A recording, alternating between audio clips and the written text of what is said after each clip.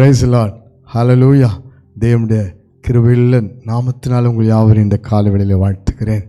உங்கள் ஒவ்வொருவரையும் இந்த காலவெளியில் வேத வார்த்தையாகிய ஆசீர்வாத மன்னா மூலமாய் சந்திப்பதிலே நான் மிகுந்த மகிழ்ச்சி அடைகிறேன். கர்த்தர் நம்மை நேசிக்கிறார்.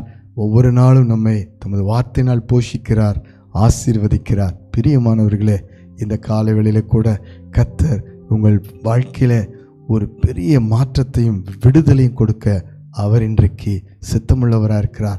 நாம் இன்றைக்கு ஆண்டவரை சார்ந்திருக்கக்கூடிய ஒரு மாற்றம் வர வேண்டும். தேவனை பற்றி கொண்டிருக்கக்கூடிய மாற்றம் வர வேண்டும்.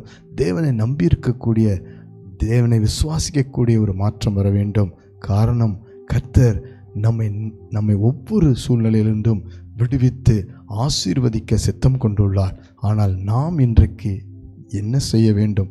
இன்றைக்கும் ஆண்டவர் உங்களோடு கூட ஒரு தீர்க்கமான வார்த்தை பேசுகிறார். உங்கள் வாழ்க்கையில், குடும்பத்தில், வேலை செய்கிற இடத்துல நீங்கள் என்னென்ன காரியத்தை இதுவரைக்கும் செய்து கொண்டிருந்த சூழ்நிலையில் உங்களை இதுவரைக்கும் ஆசீர்வாத குறைவை கொண்டு வந்தது, தடையை கொண்டு வந்ததுக்கெல்லாம் ஒரு முடிவு இன்று முதல் வரப்போகிறது. கர்த்தர் ஒரு தீர்க்கமான வார்த்தை சொல்லுகிறார். பாருங்கள், சங்கீதங்களின் புஸ்தகம் 32ஆம் சங்கீதம் 8ஆம் வசனத்தை வாசித்து பாருங்கள்.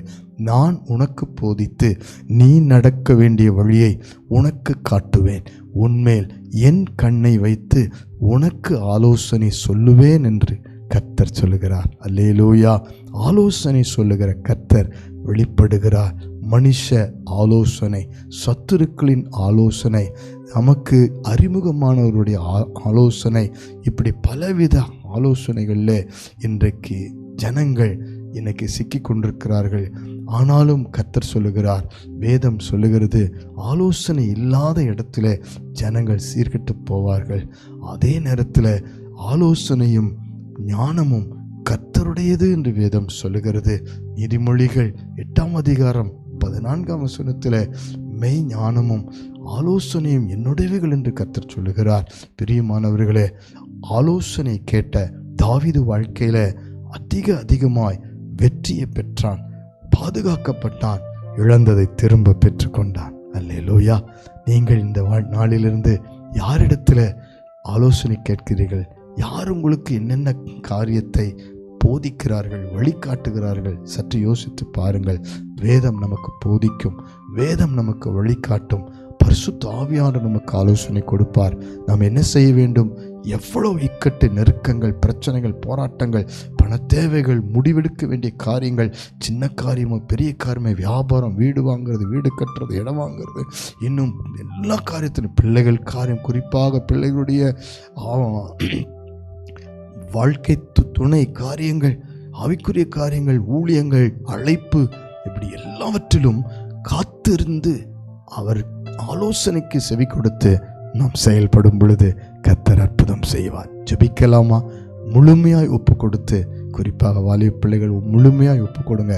உங்களுக்கு இந்த நாட்களில் நல்ல ஆலோசனை கர்த்தர் வெளிப்படுவார். பரலோக பிதாவே, எங்கள் வாழ்க்கையை ஆண்டவரை மேன்மையாக, ஆசீர்வாதமாக மாற்றுவதற்கு நல்ல ஆலோசனை கர்த்தராய் இன்றைக்கு வெளிப்பட்டதற்காக நன்றி அப்பா.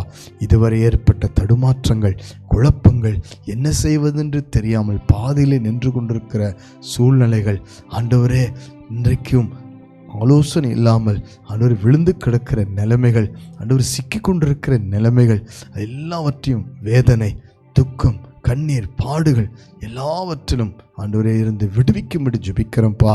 ஆண்டவரே, தேவையில்லாத ஆலோசனைகளை சிக்கிக்கொண்டு பணத்தை இழந்து கொண்டிருக்கிற, ஆண்டவரே வாழ்க்கையவே இழந்து கொண்டிருக்கிற ஒவ்வொருவரையும் ஒப்பு கொடுத்து ஜெபிக்கிறோம்ப்பா. இந்த காலைவேளையில் ஜெபிக்கிற அத்தனை குடும்பத்துக்கும் நீர் ஆலோசனை கர்த்தராய் வெளிப்பட்டு இவர்கள் ஒவ்வொருவரையும் நல்வழிப்படுத்தி ஆசீர்வதிக்கும்படி போதிக்கிற உம்முடைய வசனத்தை வெளிப்படுத்தி, ஆண்டவரே நடக்க வேண்டிய வழியை காட்டுகிற, ஆண்டவரே உம்முடைய வார்த்தையை வெளிப்படுத்தும்படி ஜெபிக்கிறோம்ப்பா. இயேசுவின் நாமத்தினாலே வாலிப பிள்ளைகளுக்கு நீர் நல் ஆலோசனை கொடுக்க காத்திருக்க செய்யுங்க. ஒவ்வொரு குடும்பமும் காத்திருக்கட்டும்.